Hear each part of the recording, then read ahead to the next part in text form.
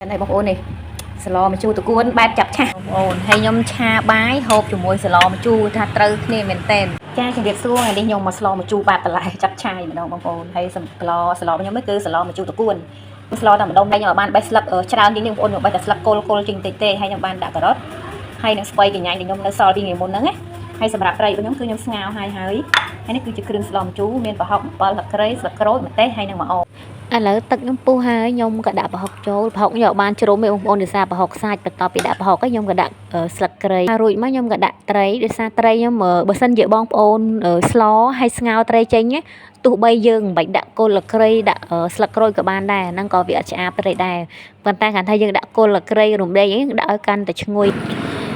ពេលដែលខ្ញុំដាក់ការ៉ុត HN ដាក់ការ៉ុតអញ្ចឹងទៅខ្ញុំក៏បានដាក់អំពិលទុំឲ្យហើយបងប្អូនព្រោះអីអំពិលមុំតែចេញជាតិជូរគឺវារៀងយូរដែរហើយពពុះដុសចេញមកសម្លម្ជូរបែបសុកស្រែហូបជាមួយបាយឆាបងប្អូនហើយត្រូវគ្នាខ្លាំងណាស់ជាធម្មតាបាយឆានៅខាងខ្ញុំខាងតុកកាបងប្អូនចុងក្រោយគឺគេដាក់បាយឆាហើយនឹងសឡម្ជូរប៉ុន្តែសឡម្ជូរគេស្លដាក់រសជាតិដិតគេដាក់រសជាតិដិតដល់ពេលយើងហូបមួយបាយឆាមានអីឆ្ងាញ់មួយយ៉ាងដែរ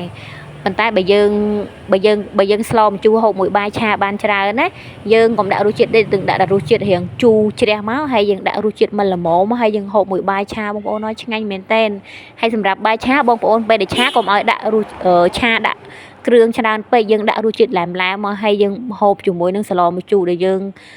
ស្លឲ្យរៀងជូរជ្រះហើយបានដាក់ម្ទេសកងជាតិខ្លាំងណាស់ហើយសម្រាប់សម្លខ្ញុំដាក់តានិយាយរួមបើសិនជាបងប្អូនអត់ចង់ដាក់គ្រឿងអីច្រើនណាបងប្អូនដាក់តែផុកហើយនឹងរ៉ូឌីមកហើយយើងចង់ថែមជាស្ករសក៏បានដែរអាហ្នឹងក៏ម្យ៉ាងដែរតែគ្រឿងធម្មតាយើងមានតែអំបិលប៊ីចេងស្កររ៉ូឌីអញ្ចឹងណាហើយសឡម្ជូរនេះបែបចាប់ឆាយបងប្អូនឯងដាក់ការ៉ុតទៅដើម្បីឲ្យរៀងជួយភ្នែកដែរហើយថាស្ពៃកញ្ញាខ្ញុំនៅក៏ចិត្តតែប្រហើយហ្មងទៅឥឡូវគឺថាលោកគ្រឿងរបស់ខ្ញុំគឺល្មមហ្នឹងក៏មកដាក់មកអមដាក់អីអញ្ចឹងណាសឡមួយឆ្នាំងភាគច្រើនគឺខ្ញុំហូបបាន3ថ្ងៃប៉ុន្តែអាហ្នឹងដូចថាខ្ញុំស្លរៀងសាបពេលដែលខ្ញុំហូបមួយបាយឆាយគឺខ្ញុំហូបលេងទេបងប្អូនខ្ញុំហូបលេង2ពេល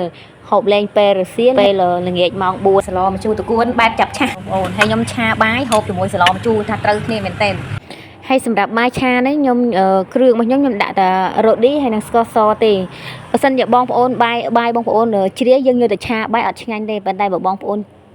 បាយជ្រាកន្លែងបងប្អូនឆាបងប្អូនដាក់តែរ៉ូឌីហើយស្ករសបានហើយតែបើបាយបងប្អូនស្រួយបងប្អូនមិនបាច់ដាក់គ្រឿងទេដាក់តែទឹកឆាមកហើយសម្រាប់ការរសជាតិនេះបងប្អូនដាក់តាមការចូលចិត្តអញ្ចឹងណាហើយបាយឆាខ្ញុំរៀងរសជាតិឡែមហូបមួយសឡម្ជូរជូរហិលអូយថាត្រូវគ្នាខ្លាំងមែនតើពេលដែលខ្ញុំហូប